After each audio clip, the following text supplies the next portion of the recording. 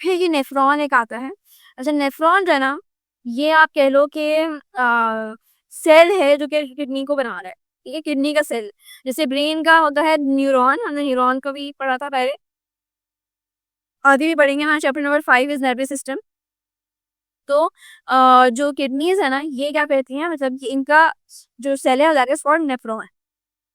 Alright, तो ऐसे यहाँ लिखा है कि each kidney contains approximately 1 million nephrons. 1 million nephron मतलब बहुत ज्यादा, 1 करोड़ ऑफ नेफ्रॉन। इसके पार्ट्स यहाँ जो नेफ्रॉन का स्ट्रक्चर पढ़ते हैं। थोड़ा सा मैं इसको स्लो लेके चलूंगी क्योंकि ये बहुत, उसमें आपको कॉम्प्लिकेटेड शक्ल देखिए तो कॉम्प्लिकेटेड लग रही होगी, इतना कॉम्प्लिकेटेड नहीं है, मगर समझना बहुत जरूरी है, वरना कंफ्यूजन इसमें बहुत होती है, आप लोग मिक्सअप कर सकते हो। ठीक है, तो अब सुनना।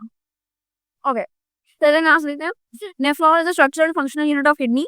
ईच किडनी है ना human contains about 1 million nephrons. 1 million nephrons. Nephron consist of a long tubule. एक मतलब लंबी सी ट्यूब होती है इसके, लॉन्ग नजर आ रही है ना, ये जो ट्यूब है लंबी, ये हर नेफ्रॉन जो है, each nephron is compose of renal corpuscle and renal tubule. तो रीनल कॉर्पस्कल कहाँ है? ओके, बेसिकली ये वाला पार्ट है दैट इज रीनल कॉर्पस्कल, जो कि बाउमेंस कॉक्सियलिस में होती है, एंड ग्लोमेरुलस है दिस होल पार्ट। ये ऐसा लग रहा है ना कि एक छोटा सा किसी चीज ने होल्ड किया हुआ है, कुछ यूं करके एक ऐसी चीज है, और इसके अंदर जो मुझे करके मतलब एक और पूरा चीज है। This is the whole, this part is called renal corpus. ये जी यहाँ पे लिखी है। और रीनल ट्यूब्यूल होती है जिसमें ये पूरा लंबा वाला पार्ट, ट्यूब्यूल है तो मतलब ट्यूब की तरह की कोई चीज है। Okay, so I raise this ताकि कंफ्यूजन ना हो। ठीक है। और जो रीनल कॉर्पसल है ना, इसमें क्या हो रहा है, अच्छा नहीं, और कुछ देर में नहीं लिखा। बाउमेंस कैप्सूल होती है एक इसके अंदर, ये वाली चीज, ये आई होप नजर आ रही है, बाउमेंस कैप्सूल। बाउमेन उस बंदे का नाम था जिसने ये चीज बताई थी, जिसने इसका नाम दिया था, तो इसलिए इसको कहते हैं बाउमेंस कैप्सूल। ठीक है, उसने कैप्सूल बताई थी कि अच्छा इसके अंदर होता है ग्लोमेरुलस, और वो ग्लोमेरुलस किस तरह का है, ये पूरा पार्ट, ये जो हम कह रहे हैं ना, ये जो गुचर मुचर से मैंने बनाया था, दिस, ये है ग्लोमेरुलस और ये बाउमेंस कैप्सूल। और सबसे इम्पोर्टेंट बात, हमने इस चैप्टर के ग्रेन टेस्ट का जो प्रैक्टिस टेस्ट है उसका लिंक हमने डिस्क्रिप्शन में डाल दिया है। आप डिस्क्रिप्शन में जाकर ये ऊपर पहला लिंक है, प्रैक्टिस ग्रेन टेस्ट को यहाँ पे जाएं और सॉल्व करें और प्रैक्टिस करें। यहाँ से आपने अगर प्रैक्टिस कर ली, आपके एग्जाम्स के अंदर एमसीक्यूज के अंदर 100% मार्क्स गारंटेड है। उसके अलावा अगर आपको हमारे फ्री नोट्स चाहिए, lecture, guest papers, model papers चाहिए, तो इस पहली वाली लिंक पे क्लिक करके आप हमारे चैनल को ज्वाइन हो जाए, और दूसरी वाली लिंक को क्लिक करके आप हमारा व्हाट्सएप ग्रुप है इम्पोर्टेंट प्रीमियम, उसको ज्वाइन हो जाएं। ठीक है, अगर आपको ट्यूशंस वगैरह के अंदर एनरोल होना है, कोई डाउट है, तो ये हमारा व्हाट्सएप नंबर, इस पर क्लिक करेंगे आप डायरेक्ट व्हाट्सएप पे चले जाएंगे, और तमाम बुक्स के पीडीएफ इस वाले यहाँ पर आखिरी वाले आपके पास गिवन है। आप यहाँ से कोई भी बुक उठा सकते हैं, आपकी जो मर्जी चाहे, सारी की सारी क्लासेस का। इसके साथ साथ आपसे रिक्वेस्ट है, आप चैनल को सब्सक्राइब और वीडियो को लाइक भी करते हैं। फिर आती है रीनल ट्यूब्यूल। रीनल जो, हाँ, ग्लोमेरुलस है ना, ये क्या है, ये इसमें बेसिकली आप कह लो कि एक कैपिलरीज, बहुत सारी जो मिक्स ऑफ कैपिलरीज है ना, वो mix of capillaries is called glomerulus. Glomerulus की ये स्पेलिंग है, यहाँ पे आप देख सकते हैं।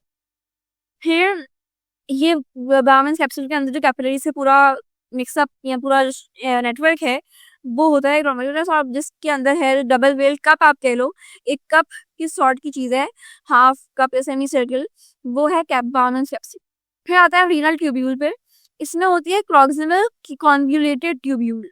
ट्यूब्यूल मतलब कि कोई ट्यूब का छोटा पार्ट, स्मॉल ट्यूब, तो वो जो इसको प्रॉक्सिमल, प्रॉक्सिमल मतलब, प्रॉक्सिमल का मतलब होता है करीब वाली, जो करीब है। और कॉन्वोल्यूटेड मीन्स के मतलब अपनी ऐसी, अब कॉन्वोल्यूटेड कहो कि उसका मुझे वर्ड नहीं आ रहा दिमाग में, मगर ऐसे नेक्स्ट नहीं हुई भी ना कि फोल्डिंग्स वाली एक, अगर करीब जो ट्यूब्यूल हो, बिकॉज आप इसको देखो, ये यहाँ पर है, ये पूरी जो है ना, दिस वन, ये यहाँ से यूं करके दिस, ये है यहाँ तक, इनफैक्ट ये जो पूरा पार्ट है ना, this is the proximal convoluted tubule. Convoluted मतलब ऐसा कि अगर फोल्डिंग हुई नहीं होती इसमें, और प्रॉक्सिमल मतलब करीब, तो ये अगर किडनी से करीब वाला पार्ट जो है वो होती है प्रॉक्सिमल कॉन्वोल्यूटेड ट्यूब्यूल। जो ट्यूब सब करीब है किडनी के और यहाँ की मिक्स हुई है। और ज़ाहिर है दूसरी अगर कोई दूर वाली है, ये एक करीब है तो प्रॉक्सिमल है, और दूर वाले का हम कहेंगे डिस्टल कॉन्वोल्यूटेड ट्यूब्यूल, जो कि दूर है थोड़ी सी। तो दिस इज दिस वन, ये जो पूरी ट्यूब है ना, यहाँ से लेकर मैंने बेसिकली स्टार्ट यहाँ से हो रही है डिसेंडिंग लिम्ब से, असेंडिंग लिम्ब से, यूं होकर ये यहाँ आ रही है, ठीक है, एंड यहाँ तक। ये मैं आप लोगों की आसानी के लिए बना रही हूँ, अगर कंफ्यूजन हो रही हो तो मैं बता देगा, मैं इसको पूरी को रिमूव कर दूंगी डायग्राम्स में, but just so that you can understand. फिर आता है लूप ऑफ हेनले। अब मैं इसकी ज़्यादा कर लेती हूँ। लूप ऑफ हेनले होता है, लूप क्या होता है, किसी चीज़ का सर्कल या कोई कंटिन्यूअस लूप वाली चीज़। तो लूप ऑफ हेनले हम कह रहे होते हैं इस चीज़ को, जो यहाँ पे बना हुआ है लूप ऑफ हेनले, ये है, मतलब यूं आप कह लो ऐसा। और डिस्टल कॉन्वोल्यूटेड ट्यूब्यूल हो गया। और फिर collecting duct. Collecting duct basically ये वाला पार्ट है जहाँ पर सारी यूरिन आकर कलेक्ट हो जाती है। तो कलेक्टिंग ट्यूब्यूल या collecting duct, it's this part, ठीक है, ये हो गया। फेडरल बोर्ड के एनुअल एग्जाम्स का डर है, लेकिन ये नहीं पता कि तैयारी कहाँ से करनी है। दूसरी बात ये नहीं पता कि एग्जाम के अंदर सवाल का जवाब लिखना कैसे है, कैसे सेंटेंसेस को फॉर्म करना है, कैसे हमें फुल के फुल मार्क्स मिले। तो भाई घबराना किस बात से, हमारी बैच इसी प्रॉब्लम को तो सॉल्व करने आई है। तो आप भी हमारे बच्चों की तरह 97.8% ला सकते हो, 98.27% ला सकते हो, फातिमा की तरह, आदरी फातिमा आप बन सकते हो, आप 505 मार्क्स ले सकते हो आउट ऑफ 520। अच्छा जी, कैसे? हम आपको सिखाते हैं कि एग्जाम के अंदर लिखना कैसे होता है, ग्रेड टेस्ट प्रोवाइड करते हैं। देखिए जी, हमारे पास है पाकिस्तान की one of the best faculty. आप कोई भी सब्जेक्ट लेना चाहें, आपका जो दिल करे, आप सारे सब्जेक्ट्स लें, सिर्फ और सिर्फ 3000 रुपये में पूरे साल में। आपको एग्जाम राइटिंग मेथड सेशन दिए जाते हैं कि सवाल का जवाब लिखना कैसे, डिफरेंस वाला अलग क्वेश्चन, डेफिनेशन अलग, एग्जाम्पल वाला अलग, मैथ के सवालों का जवाब अलग होता है। आपको टॉपर बच्चों के नोट्स दिए जाते हैं, आपको फुल बुक के notes, question answers, live classes के अंदर कॉन्सेप्ट पढ़ाया जाता है आपको, और उनकी रिकॉर्डिंग्स भी दी जाती हैं। भैया और क्या चाहिए? अच्छा, और मजे की बात, ग्रैंड टेस्ट से हमारा समझो पेपर लगता है। ये हमारा है केमिस्ट्री का ग्रैंड टेस्ट, इसका सवाल नंबर तुम नोट करो ये। तो भैया इस ग्रैंड टेस्ट में से आपके 3 सवाल लगे हैं क्लास 9 के केमिस्ट्री के पेपर में, इस साल जो नए सिलेबस से हुआ था 2025 के अंदर ग्रेड 9 का। तो इतने इंपॉर्टेंट हमारे ग्रैंड टेस्ट होते हैं, सारे आपको दिए जाते हैं। तो भैया देर किस बात की, इस नंबर पे कांटेक्ट करें और अभी रजिस्टर करवाएं। अब यहाँ ये स्ट्रक्चर समझ में आ गया, ये सब चीज समझ में आ गया। ये देखो, रीनल आर्टरी ये है और रीनल वेन ये है। This is renal artery and this is renal vein. ये डिसेंडिंग लिम्ब है, डिसेंडिंग मतलब जहाँ चीजें नीचे आ रही हैं। This one is descending limb है, सेम ये वाला जो पार्ट है। डिसेंडिंग का मतलब क्या होता है, जो चीज ऊपर से नीचे आ रही हो, डिसेंडिंग ऑर्डर होता है ना। तो ये यहाँ पर है। आप इसको स्ट्रक्चर समझो अपने दिमाग में। एलडी का डिफरेंट कलर इस तरह का, एंड थोड़ा सा मैं उसको ऐसे थिकर कर, ठीक है। ये देखो, ये अगर ये आप उसको फ्लो समझना, यहाँ पे कैपिलरीज वगैरह हैं, सब हो रहा है, ये यूं करके आ रहे हैं प्रॉक्सिमल कॉन्वोल्यूटेड ट्यूब्यूल में, ये यहाँ। तो ये क्या हुआ, ये ऊपर से चीजें जो ऊपर जो भी टॉक्सिक सब्सटेंसेस वेस्ट मटेरियल निकल रहा है वो कहाँ पे, प्रॉक्सिमल कॉन्वोल्यूटेड ट्यूब्यूल से नीचे आ रहा है। तो ये कौन सा लिम्ब हुआ, ये डिसेंडिंग लिम्ब हुआ, कि ऊपर से नीचे कोई चीज आ रही है, descending limb of loop of Henle. और फिर असेंडिंग लिम्ब वो हुआ जहां से चीजें ऊपर नीचे से ऊपर जा रही है, ठीक है ना। बेसिकली डिसेंडिंग लिम्ब कौन सा है, ये वाला पार्ट। तो अब यहीं से शुरू हो जाएगा असेंडिंग लिम्ब, क्योंकि यहाँ से यूं करके चीजें ऊपर लेकर जा रहा है ऐसे, ठीक है। Is this clear students? अब मैं सब कुछ इरेज कर रही हूँ ताकि समझ में आ सके। This one is a descending limb, कि ऊपर से चीज नीचे आ रही है, अब नीचे से ऊपर जा रहा है, तो it is against the gravity. और ये बात मैं क्यों कह रही हूँ, ये आगे जब हम उसका फंक्शन समझेंगे तो आपको समझ में आएगी। तो ये यहाँ से ऊपर तक नीचे जा रहा है, ऑलराइट। ये यूं उसको हटा दिया, ये सब अब मैंने पूरा ट्रीट कर दिया। अब हम फंक्शन पढ़ते हैं। Renal corpuscle consists of Bowman's capsule and glomerulus of the Bowman's capsule. ठीक है, renal corpuscle कौन सा था part, this part is the renal corpuscle. The Bowman's capsule is a double-walled hollow cup that consists surrounds a tuft of blood capillaries known as glomerulus. कि उसमें tuft कहते हैं कि आप एक मतलब मिक्सचर या पूरा सा एक पूरा नेटवर्क कह लो, या एक छोटा सा गुच्छा सा एक बॉल कह लो। That is a tuft of blood capillaries known as glomerulus. Renal tubule has 3 parts. Renal tubule हमारे पास कहाँ थी, ये पूरी, मतलब अब ये ट्यूब्यूल पूरी चल रही है यहाँ से लेकर यहाँ तक। अब इसके 3 पार्ट्स हैं, अब हम पढ़ते हैं। Proximal convoluted tubule begins from the Bowman's capsule. यही बात हुई जो यहाँ पे थी, बाउमेंस कैप्सूल से स्टार्ट हो गई है इसकी प्रॉक्सिमल कॉन्वोल्यूटेड ट्यूब्यूल, जो मैंने पहले ब्लू से सिखाई थी। The U shape structure is called loop of Henle. ये जो यू शेप स्ट्रक्चर है ना, इस तरह का जो लूप बन रहा है, ऐसा यू शेप है, is called loop of Henle. At the end of the loop, the nephron is highly coiled again to form distal convoluted tubule. Coiled, ये वर्ड था जो समय में सोच रही थी क्या होता है कि अगर coiled structure हो, इस तरह की foldings हो, तो coiled structure दोबारा से start हो रहा है यहाँ से जाकर दोबारा से, तो यहाँ से जब दोबारा start होगा तो ये करके इसको कहेंगे distal convoluted tubule की convoluted coiled हो गई दोबारा से। Nephron finally merges into the collecting duct. अब फाइनली जो नेफ्रॉन था ये कहाँ पे जाके खत्म हो रहा है, मतलब या मर्ज हो रहा है, वो है कलेक्टिंग ट्यूब्यूल में। कलर इस मार्क पर नजर नहीं आ रहा, देखो ये जो पॉइंट है ना यहाँ पर या इससे पहले यहीं पर कलेक्टिंग डक्ट में, एक्चुअली यहाँ पर दिस इज कलेक्टिंग डक्ट ना, यहाँ पे कलेक्टिंग डक्ट स्टार्ट हो गया। तो जब यहाँ से डिस्टल कॉन्वोल्यूटेड ट्यूब्यूल से कलेक्टिंग डक्ट में कलेक्टिंग ट्यूब्यूल तक आया तो हमारे पास यहाँ पे मतलब बेसिकली अब किधर शुरू होना है। Nephron finally measures the collecting ducts join with even larger ducts which open into the renal pelvis. अब ये इसके बाद जाकर खुलती है कहाँ पे, जो कलेक्टिंग डक्ट है कहाँ खुलती है, रीनल पेल्विस में। रीनल पेल्विस कहाँ था, ये था जो हॉलो पार्ट हमने देखा था ना, हॉलो चेम्बर था, यहाँ पर रीनल पेल्विस खुलता है। blood capillary after leaving glomerulus forms a network of capillaries around renal tubule। अब जो ग्लोमेरुलस के बाहर से ये पूरी कैपिलरीज थी, इसके बाद कहाँ पे फॉर्म करती हैं कैपिलर नेटवर्क, रीनल आर्टरी के अराउंड, ठीक है। तो यहाँ पे से मतलब ताकि इनका सारा जो भी ब्लड का सिस्टम था वो अपना उनकी ब्लड ट्रांसफ्यूजन होती है। मैं फंक्शनिंग स्टार्ट करती हूँ। तो बेसिकली फंक्शनिंग में हमारे पास एक मेन नाइट्रोजनस वेस्ट मटेरियल होता है, जो कि आपको शायद याद होगा, हम जब डाइजेस्टिव सिस्टम पढ़ रहे थे। So what did we discuss कि लिवर का काम क्या होता है, लिवर का main function is to deamination, ठीक है। डीअमाइनेशन होती है कि आपने किसी भी मॉलिक्यूल से, किसी मटेरियल से वो निकाला, क्या कहते हैं, अमाइनो ग्रुप या नाइट्रोजन वाला ग्रुप निकाल देना। तो नाइट्रोजन जब निकाल दी, अब वो नाइट्रोजन जो निकली है वो कहीं ज़ाया हवा में तो गुम नहीं हो जाएगी, उसको कहीं बॉडी से निकालना प्रॉपर प्रोसेस में होता है, बिकॉज वो बहुत टॉक्सिक सब्सटेंस होता है। Nitrogen is a very toxic gas भी, और मतलब जो नाइट्रोजन अगर अमाइन ग्रुप की फॉर्म में बॉडी में आता है खाने में, तो वो प्रोटीन वगैरह की फॉर्म में, तो वो टॉक्सिक हो जाता है। तो अब उसको टॉक्सिक फॉर्म को ये लिवर निकालता है यूरिया की फॉर्म में, ये जो यूरिया लिखा हुआ है, और यूरिया जो है वो किडनीज में चले जाते हैं, किडनीज जो है वो उसको यूरिन बनाकर बॉडी से निकालते हैं। यूरिया में वाटर ऐड होता है तो वो यूरिन बन जाता है, and that is how body releases that. तो it involves 3 processes in the nephron pressure और ग्लोमेरुलर फिल्ट्रेशन, ट्यूबुलर और reabsorption and tubular secretion. Basically अब ये पूरा यूरिन को बॉडी से निकालने का 3 प्रोसेसेस हैं। पहली होती है ग्लोमेरुलर फिल्ट्रेशन, कुछ फिल्टर आ रहा है, आप नाम से सुन के रहिएगा ना, कुछ फिल्ट्रेशन टाइप की बात हो रही है। सेकेंड पार्ट आता है सिलेक्टिव रीअब्जॉर्प्शन, कि कुछ चीजें वापस से रीअब्जॉर्ब हो जाएंगी। And third is tubular secretion, कि ट्यूब से सिक्रीशन होने वाली चीज, सही है।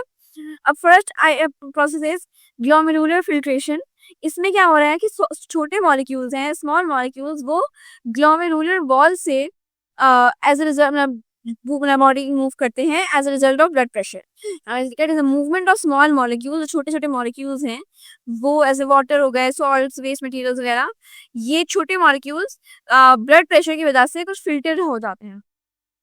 जब ब्लड एंटर करता है ग्लोमेरुलस में, यहाँ पर देखो ये वाला, when it enters the glomerulus, blood pressure is sufficient to cause small molecules as water, nutrients, salts, waste to move from the glomerulus to the inside of Bowman's capsule। Basically यहाँ पे blood pressure बढ़ जाता है। Pressure बढ़ने की वजह से इसके अंदर जो कैपिलरीज के अंदर सॉल्ट है, न्यूट्रिएंट्स हैं, वेस्ट मटेरियल्स हैं, वाटर है, ये सारा डिफ्यूज होके अंदर आ जाता है, कहाँ, बाउमेंस कैप्सूल कहते हैं। क्योंकि अगेन डिफ्यूजन का कॉन्सेप्ट आई होप आप लोगों को याद होगा कि डिफ्यूजन में क्या होता है, molecules move from a higher concentration to a lower concentration, right? तो ग्लोमेरुलस में अभी concentration high है, हाई है ना, क्योंकि इसमें सॉल्ट भी ज़्यादा है, वाटर भी ज़्यादा है, न्यूट्रिएंट्स भी ज़्यादा है, वेस्ट मटेरियल्स भी ज़्यादा हैं। बाउमेन कैप्सूल तो अभी बस एक ऐसे ही खाली पड़ा है, उसके अंदर कॉन्सेंट्रेशन बहुत लो है, तो हाई कॉन्सेंट्रेशन से ये सारे मॉलिक्यूल्स आ जाएंगे कहाँ, बाउमेन कैप्सूल के अंदर, where the concentration was low before.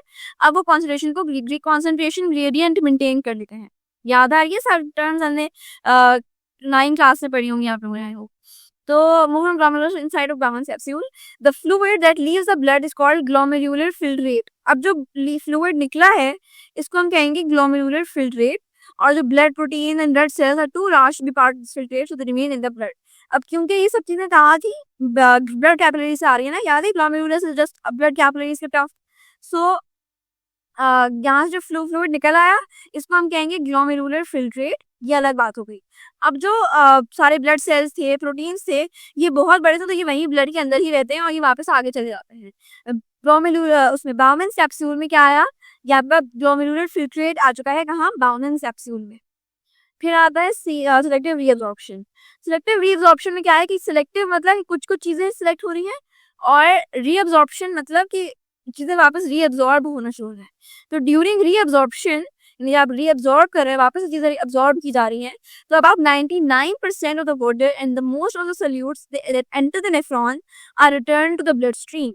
ठीक है, तो यानी कि रीअब्जॉर्प्शन में क्या होता है, 99% वाटर है, वाटर का मोस्ट लाइक ज्यादातर वाटर जो है वो, और ज्यादातर सॉल्यूट्स जो हैं वो नेफ्रॉन जो एंटर होते हैं वो वापस से ब्लड स्ट्रीम में चले जाते हैं। यानी अभी आए थे बाउमेन कैप्सूल में, अब वापस ब्लड में जा रहे हैं। As the filtrate flows along the nephron, this reabsorption occurs through osmosis, diffusion, and active transport. वही बात हुई कि हाई कॉन्सेंट्रेशन से लोअर कॉन्सेंट्रेशन तक चीजें जा रही हैं, बिकॉज फिल्ट्रेट आगे जाया जा रहा है।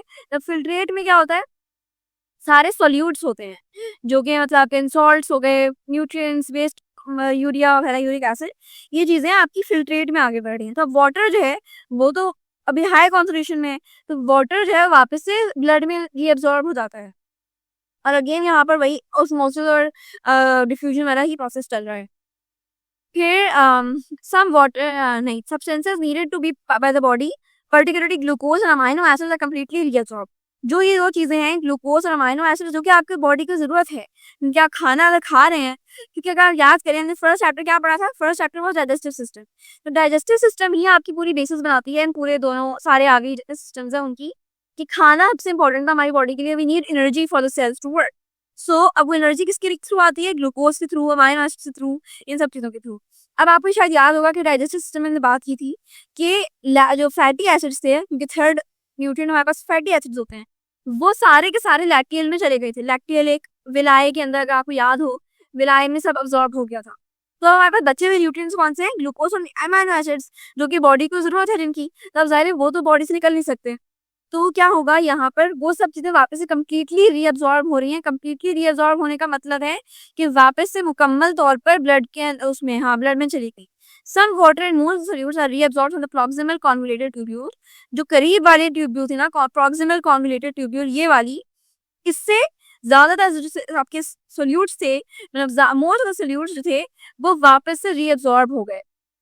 कि ये देखो, ये आपकी प्रॉक्सिमल वो है, तो यहाँ सिलेक्टिव रीअब्सॉर्प्शन हुए चली जा रही है। अब चीजें वापस जा रही है, वापस जा रही है, वापस जा रही है, बिकॉज हर चीज आपकी बॉडी से अगर निकल जाएगी तो आपको वीकनेस हो जाएगी, तो सब चीजों की जरूरत होती है, सॉल्ट्स की भी जरूरत होती है बॉडी को, न्यूट्रिएंट्स की जरूरत होती है, इवन कुछ वाटर की भी जरूरत होती है बहुत ज्यादा।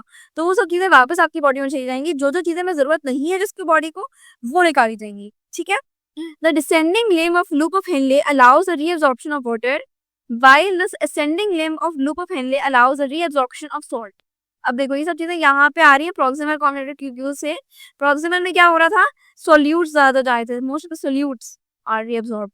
फिर जो डिसेंडिंग लिम्ब है, this is the descending limb, ये डिसेंडिंग लिम्ब है और ये असेंडिंग लिम्ब है। ठीक से, ये असेंडिंग लिम्ब है। सो डिसेंडिंग लिम्ब क्या करता है, ये रीअब्सॉर्प्शन ऑफ वाटर को अलाउ करता है। जो पानी है वो वापस से, अब देखो यहाँ पर आपको अभी नजर नहीं आ रहा होगा, मगर यहाँ पे देखो, तो यहाँ पर क्या था, इस पूरे प्रॉक्सिमल के आगे भी, लूप ऑफ हेनले के आसपास ब्लड कैपिलरीज हैं। वो ब्लड कैपिलरीज क्यों हैं आसपास, क्योंकि इनमें चीजें रीअब्सॉर्ब हो रही हैं। रीअब्सॉर्प्शन कहाँ हो रही है, ब्लड के अंदर, ब्लड कैपिलरीज के अंदर। ओहो, अच्छा, तो फिर ये डिस्टल ट्यूब्यूल आ जाती है चीजें। डिजिटल कम्युनिटी ट्यूब्यूल जो है mainly in the proximal tubule को पहले है डिजिटल ट्यूब्यूल। खैर, तो अब क्या होता है कि डिसेंडिंग लिम्ब कौन सा है? ये वाला जो नीचे जा रहा है डिसेंडिंग लिम्ब है, एंड अप असेंडिंग लिम्ब ये वाला है। तो the descending limb of loop of Henle allows the reabsorption of water, यानी यहाँ से वाटर रीअब्जॉर्ब हो रहा है, वाटर वापस की ब्लड कैपिलरीज में जा रहा है। वाइल द असेंडिंग लिम्ब जो ऊपर जाने वाला लिम्ब है वो क्या रीअब्जॉर्प्शन ऑफ सॉल्ट्स होती है इनके through. The distal convoluted tubule again allows reabsorption of water in the blood. यहाँ से भी distal convoluted tubule के थ्रू भी वापस से reabsorption हो रही है ब्लड उसमें वाटर की ब्लड में। तो यह ऐसा नहीं है कि सिर्फ एक जगह पे होके वाटर की खत्म हो जाती है, वाटर पूरी जगह पूरी अराउंड एवरीवेयर वो रीअब्सॉर्ब ही हो रहा है। सही है। फिर ये हो गया। फिर ट्यूबुलर सिक्रीशन, ये हमारे पास लास्ट इसका स्टेप है। ट्यूबुलर सिक्रीशन में क्या होता है? इसमें क्या होता है? ट्यूबुलर सिक्रीशन क्या है कि इसमें कुछ सब्सटेंसेस जो हैं जो कि आपके एक्टिव ट्रांसपोर्ट हो रहे थे from blood capillaries into the nephron by tubular secretion. These substances include potassium and hydrogen ions. अब इसकी ना मैं आप लोगों को वीडियो कल दिखाऊंगी, कल की क्लास में, उस क्लास बेहतर समझ में आएगा। मगर अभी अगर आप इसे समझो तो चीजें एक्टिव ट्रांसपोर्ट कौन सी होती है कि अगेंस्ट द कॉन्सेंट्रेशन ग्रेडियंट, कि जाना तो है लेकिन अब अपने पास कॉन्सेंट्रेशन लो हो गए तो लो कॉन्सेंट्रेशन से हायर कॉन्सेंट्रेशन की तरफ जाते हैं। तो ये कह रहे हैं कुछ चीजें जो है वो एक्टिव ट्रांसपोर्ट होती है उनकी ब्लड कैपिलरीज से into the nephron tubule by tubular secretion. इस प्रोसेस में ट्यूबुलर सिक्रीशन में क्या हो रहा है कि जो चीजें नहीं चाहिए उसमें ब्लड कैपिलरीज में, जैसे कि hydrogen ions, potassium ions, uric acid, drugs, वो सारी ब्लड कैपिलरीज के थ्रू, बिकॉज ब्लड कैपिलरीज में उनकी कॉन्सेंट्रेशन लो थी, वो लो कॉन्सेंट्रेशन से भी वापस ट्यूब्यूल में आते हैं। कैसे? एक्टिव ट्रांसपोर्ट से, जिसमें एनर्जी रिक्वायर होते हुए आपकी चीजें मूव हो रही होती हैं। सही है। by tubular secretion. These substances include potassium and hydrogen ions, drugs, uric acid and creatinine. Creatinine भी, यूरिया, क्रेटिनिन वगैरह सब ऐसे ही हार्मफुल टॉक्सिक सब्सटेंसेस हैं। After these steps the filtrate present in renal tubules is known as urine. इस सब के बाद पूरी चीजें हो जाती है, सिक्रीशन आ जाती है, अब बनता है जो फिल्ट्रेट, इसको हम कहते हैं urine. It moves into collecting ducts and then into pelvis. The movement of molecules of urea from blood to urethra is as following. Liver से चीजें आई, लिवर से बना यूरिया, यूरिया से ब्लड में आया यूरिया, और फिर ब्लड जो है कहाँ गया? Kidney through renal artery. Kidney के नेफ्रॉन में ग्लोमेरुलस में आए, ग्लोमेरुलस से Bowman's capsule, proximal convoluted tubule, फिर loop of Henle, distal convoluted tubule, collecting duct, ureter, urinary bladder, urethra, urea given out of body in the form of urea. सही है, समझ में आ रहा है स्टूडेंट्स? अब हम एक काम करते हैं, बिकॉज आगे जो है ऑस्मोलेगुलेटरी फंक्शन वगैरह सारी चीजें आ जाएंगी।